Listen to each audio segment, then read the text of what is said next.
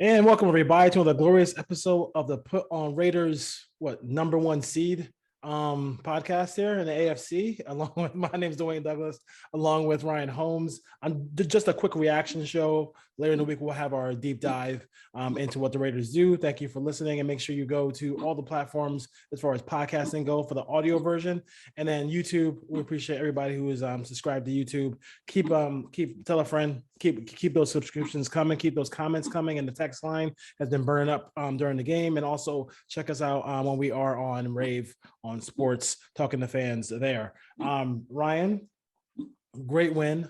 A lot of really positive things from this win. How many times have we seen, like maybe what last year when Carr threw that touchdown, threw that ball to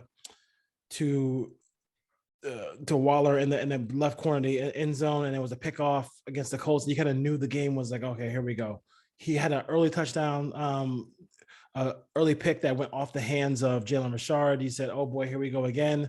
They're playing down to the opponent. But after that, like it did many years ago when they were down 17-0, they scored 48 unanswered points. They just smashed the Eagles after that. They did. They took control of this game.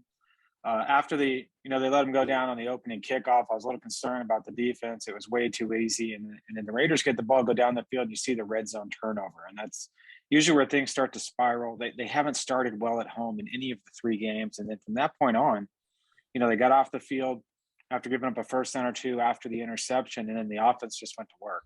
Greg Olsen was just dialing it all up today. Moving the ball around. They had 6 or 7 different guys run the ball. They had 7 or 8 different guys catch the ball. Foster Moreau became the focal point of the offense. Who would have thought that after, the first, what do you think, he had 4 catches in 6 games coming into this week, but we now got 6 for 60. So, no, it's a good win. It's a win the Raiders had to have if they want to be in contention for the playoffs, because that AFC West is going to be tight. The Chiefs are losing, which is great, but the Chiefs are going to figure it out on offense, and I think they might be standing there at the end of the day. So you got to stack wins against teams that you're better than, and the Raiders are clearly better than the Eagles, and especially at home. Yeah, Carr is 31 of 34 in this game, through 323 yards of total offense. You're seeing the yards per carry go up with this team as well. Jacobs, who did get hurt, got a touchdown this game, went 4.8 yards per carry. And then Kenyon Drake, 14 rushes for 69 yards. So you got to run it just enough to keep the defense honest. I think the thing I like in the first half was just spread the thing around. The Eagles talked about it all week. I'm not sure you should talk about your game plan as much as they did this week, but they said, we're not going to let Ruggs go deep. That's okay, because the Raiders have a quarterback who's going to take the underneath stuff. Some coaches, some quarterbacks are not going to be patient enough to do that. But Carr is just going to if you don't give him the big play, and he had a really great play to Zay Jones. Too bad he didn't score a touchdown on that drive. That play to Zay Jones was amazing. But for the most part, it was all underneath. I think also we spoke about in our text thread, Ruggs being that complete receiver, catching underneath passes, Ryan, to really keep the chains moving.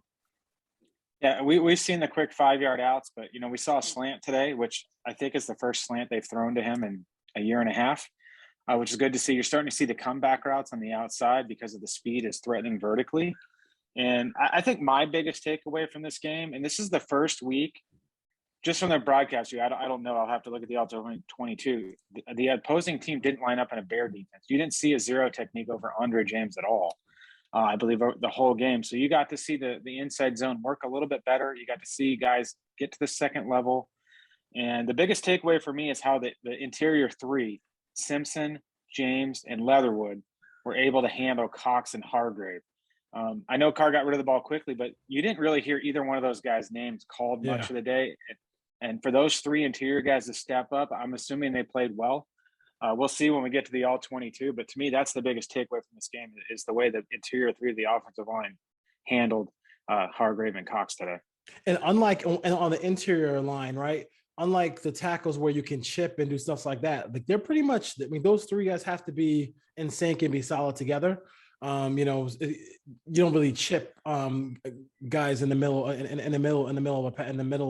there to help the center and the 2 guards. They did a good job. Simpson came off the field. later late in that game. So the bye week is going to serve this team pretty well. When you're playing well, you don't want to stop playing, but I think they're going to really enjoy this bye week. They should really, after what they've been through emotionally and a lot of them physically. I know Jefferson left the team this week for personal reasons. So, give them time to kind of sort all those things out and come back and get ready for the Giants. I think the one thing I love about this whole situation too is you can tell that Greg Olson is not only using things from Gruden's playbook, from his mind, and also stealing plays from other people. Like the touchdown to for Bryan Edwards is a play that I have seen the Kansas City Chiefs and a lot of these other teams, like the Patriots, have run those plays before, and he was able to. The Packers run that play a lot for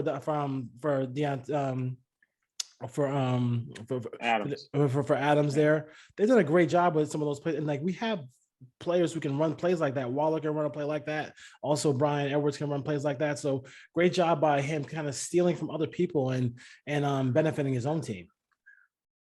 Yeah, and that throw to Ingold, just turn on the film from week 4 against the Chargers when they lined up Steven Anderson in the backfield. And he got the Raiders for a big gain. That's the same play. So seeing something that worked against the Raiders and saying, hey, let's throw this into the playbook. No, that's good. You saw him run another screen to Jacobs, which is successful. And it's the timing of when he's calling these plays. He's not doing it in obvious down and distances, which Gruden kind of was when he went to the screen game. It's 3rd and long, 2nd and long, 2nd and 15. Yeah.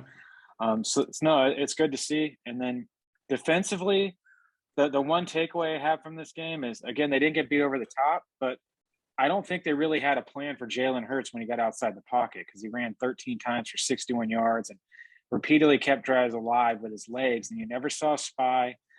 So they just sat back in their normal defense, it looked like, and didn't account for that. So running quarterbacks are hurting the Raiders. Daniel Jones can run a little bit coming up here in week 7. That one's kind of scary.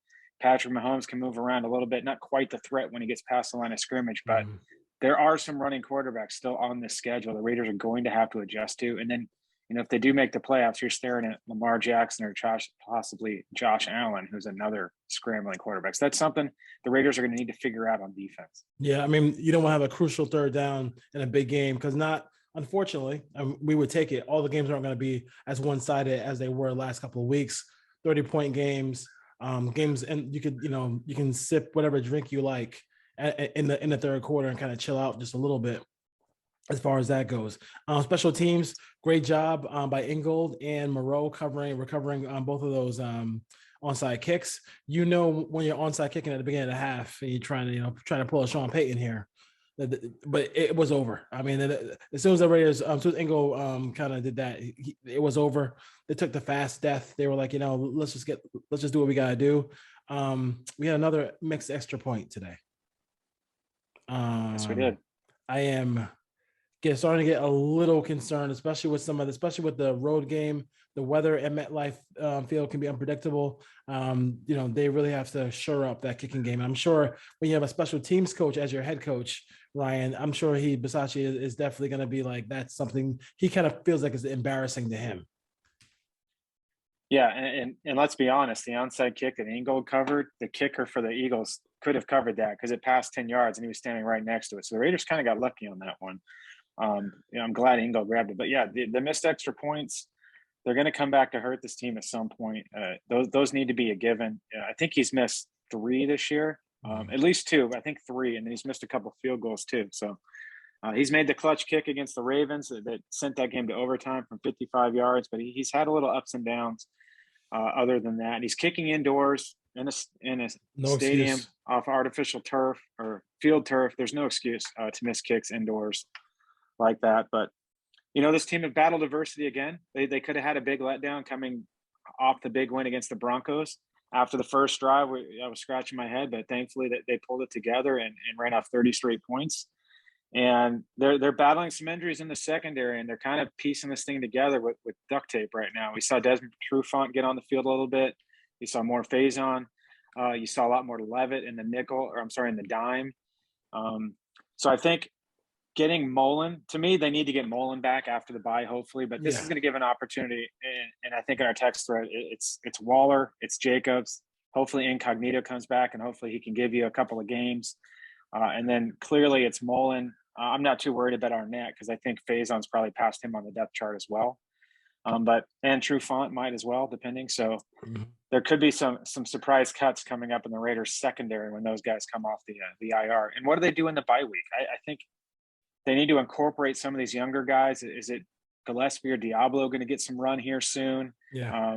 Is Bradley going to make some changes to the defense to throw some wrinkles at the Giants? Because this is a big game.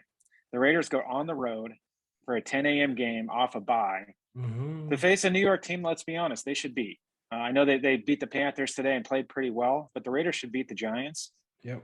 And then you're staring at the Chiefs. Then you have the Bengals at home.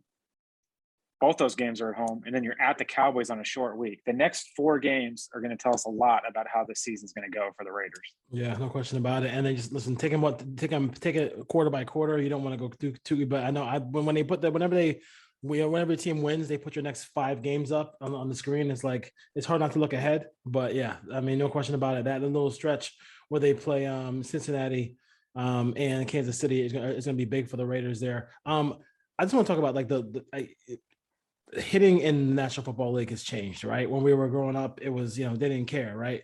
Now it's like you have to kind of lead with the shoulder and make sure you avoid it. And it makes it hard to maybe get a good shot in. But I want to give the Raiders defensive coaches staff and their linebacking coaches, secondary coach Ron Miles a lot of credit, because whenever you see Denzel Perryman and Jonathan Abram lay somebody out, you're not even thinking about it being a penalty anymore. I mean, because they do a good job of making sure there's no head involved in it, and they just lower that shoulder and they just destroy ball carriers. I mean, there was a play where Jalen Hurts just flicked the ball to a wide receiver, and you can on the TV see the missile being launched. And Jonathan Abram, who did a great job lighting him up.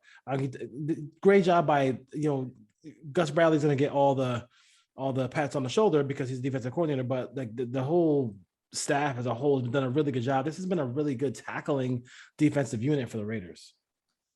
Oh, it has. All of those guys. Littleton's missed a couple, but for the most part, they've been a fairly sound tackling team, other than Brissett breaking some ankles with the Dolphins in week 3. But other than that, the slow breakdown.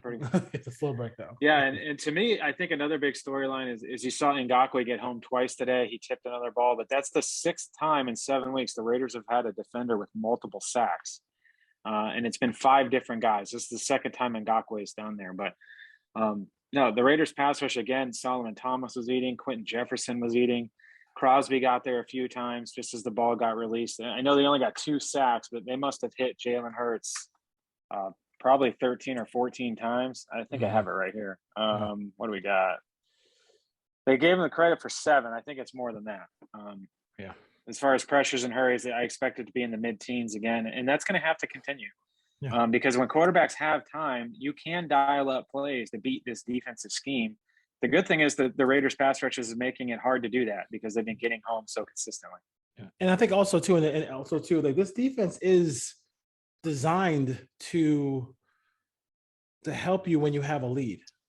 Like, so if the Raiders can just keep getting leads in these games, they're going to get turnovers. They're going to get people can't keep, and Ryan, you always talk about it.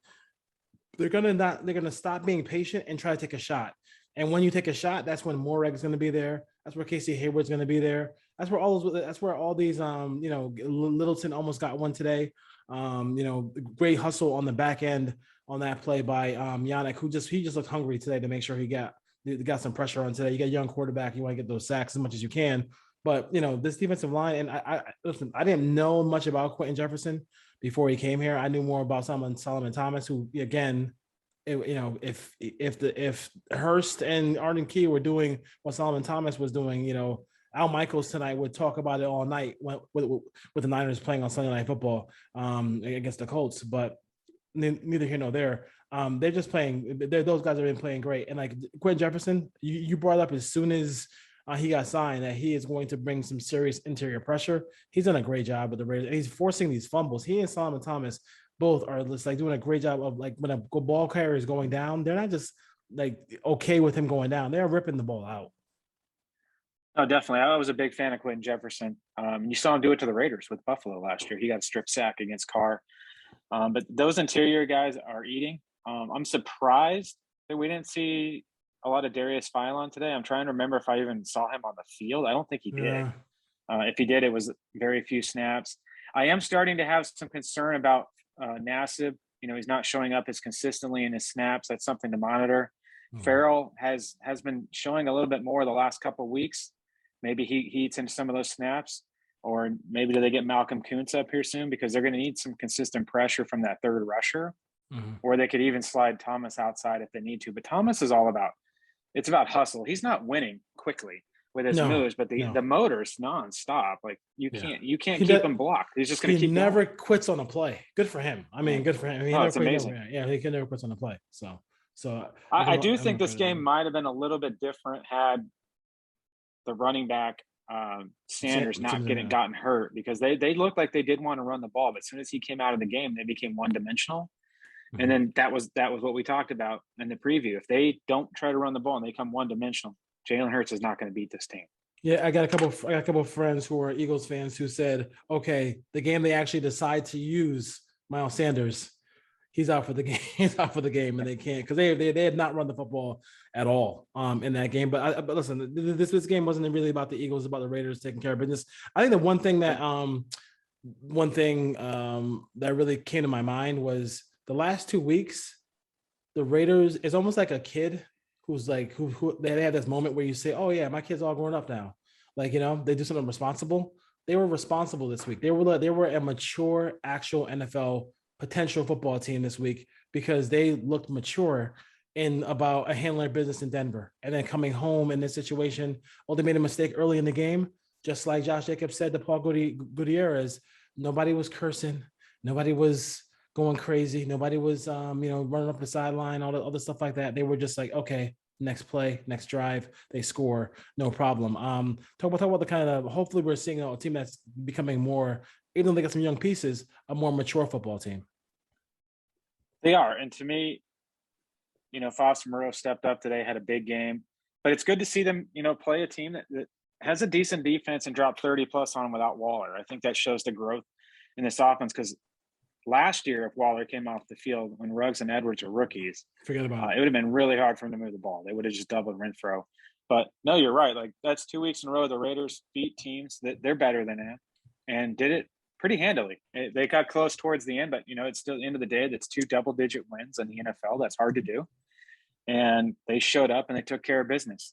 That Bears game now is, I have a lot of questions about that. I was actually at that game live, but we talked about what are they going to be going into the bye, and I kind of said they're going to be 5-2, and I didn't think the Bears were going to be the game they were going to lose. But I'll take 5-2, and fortunately, at the end of the day, that loss is in the NFC, so that's not going to show up in any tiebreakers at the end of the season. If the Raiders need tiebreakers to get into the playoffs, win a division, get a bye, whatever it is, you want your losses to come against the NFC if at all possible. Yeah, we talked about on our show. We talked about special teams. So some shows don't, but Hunter Renfrow back there, I think they want the most short-handed person back there, and he probably will just run back maybe one if he feels like he wants to. But kind of catching one with it inside the 10-yard line, that's usually a punt return no, right? To do that, we don't want to see that. And there's times where, like, I don't want Hunter Renfrow to get hurt doing a punt return, but there are times where he fair catches, and I'm like, son, like, you're elusive. You got mad room in front of you. Yeah. So I'm not sure. So I think that they could be a little bit better in the return game and the punts, because like the guys who are in front of him are blocking pretty well. Because I'm telling you, like, when he catches the ball and I don't see anybody in my TV screen, like, I'm like, whoa, that could have been a return. Yeah, I think I don't remember them this year ever doubling the gunners. So I think they've been singling those guys up mostly and trying to block up the guys along the line of scrimmage on the inside. I would like to see them try to double the gunners more, just to give them a little bit more room, because the gunners are getting beat more than they're not. So there are plays where he doesn't have the opportunity to return it. But again, like, he's pretty elusive. He's made some nice catches, but there are times where he is fair catching the ball where he has room to run. So if he's not going to take those balls and try to be aggressive, Yeah. maybe they can rotate some other guys in there. Kenyon Drake, maybe, or maybe Nixon's been a returner. Just give some other guys an opportunity. But at the end of the day, I also don't want those guys to fumble or make bad decisions. And Hunter He's just short. Not going to do that. Yeah, I mean, like first and foremost, you want to just secure the football, and he's going to do that. No question about it. Like I said, this is a quick reaction to the Raiders win 33-22 over the Philadelphia Eagles. They're 5-2, and a bunch of teams are in the AFC tied for the number 1 seed. So we'll see what happens there. Last thing I want to talk about was a couple things before we head out of here would be Mariota. It's only a 4-yard gain, but I love the fact that he's on the field. He gets to stay engaged. I want to hear what you think about that, Ryan. And also Drake, it just kind of comes to life right now. He's running inside now. I mean, if you ran inside in Arizona, he might still be there. No, definitely. The Mariota stuff's, they're got to be setting something up here in the next few weeks. Maybe they're saving something for Kansas City, but I don't think you need to set up for anything on Kansas City the way their defense is playing right now. You could just run your normal offense, but no, it's to me, it's more about the red zone. Maybe they're setting something up there. Again, the Raiders were, had a turnover in the red zone, kicked a couple field goals. I think they were 4 out of 6, which is not bad, but it's not elite. The red zone offense is still a problem. So we'll see. Maybe, there are some stuff coming up, and if they keep running that, you can see teams are going to collapse thinking zone read, and then Mariota can throw out of that. I don't want to do it a lot, but, mix it in 2 or 3 times a game. Yeah. The Raiders were 3 for 9 on third downs this week. So, 33 points is great. When you deep dive into it, 3 of 9 on third downs is not getting it done. The defense gave up 8 of 16 on third and fourth down. So again, that number is not great. The Raiders got some timely turnovers that helped them here, but Kenyon Drake might have a bigger role going forward. We don't know what the injury is. They said chest to Jacobs, which was kind of interesting. Hopefully he caught a couple passes. Yeah, he caught a couple passes, scored a touchdown where he didn't get hit, and then he came out of the game. So we'll see what the injury is. But that Kenyon Drake signing has paid dividends the last 2 weeks.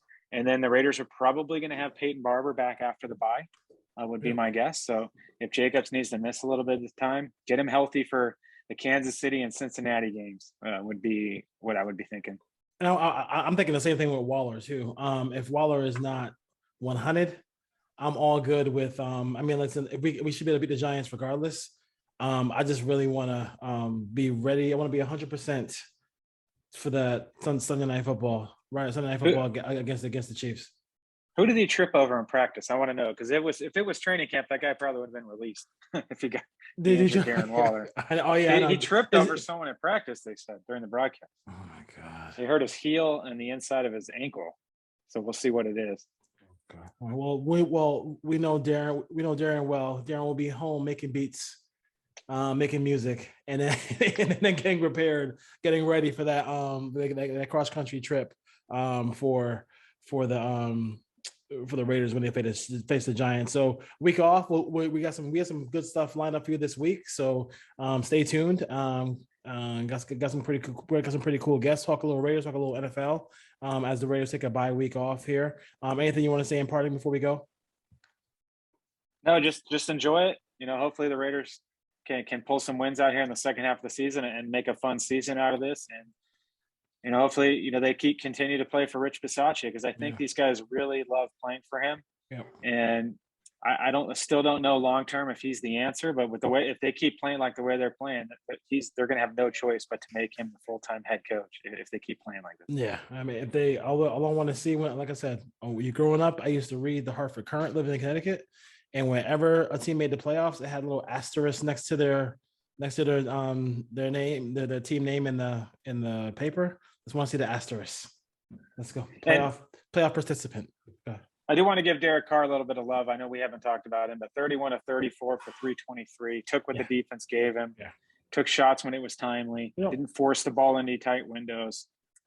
He's playing well. I mean, one bad pass, really. One bad pass. It's almost like I don't want to make it an afterthought, because what he's doing is not an afterthought. Like, he's really playing really good football. So I kind of expect him to play well today. And then we'll see how that continues. I know everybody in my Twitter, my little Twitter room is talking about, but the cold weather this next week against the Giants, and so we'll see. Enjoy it. Enjoy. They're not wrong though. Well, last year was whatever. My weather monsoon was in Cleveland last year, so we'll have to see. But a grapple or whatever they called it. I don't know why. What that weather was grapple. Weird. It literally snowed for like 25 minutes and then stopped. It was kind of like it's hard as hell. All right, Raider Nation. We'll see you during the week. Quick reaction to the Raiders 33-22 victory. 5-2. Good way to be. We've been here before, so we'll see this year if they can actually finish the season the right way. All right. See you next time. All right. Take care.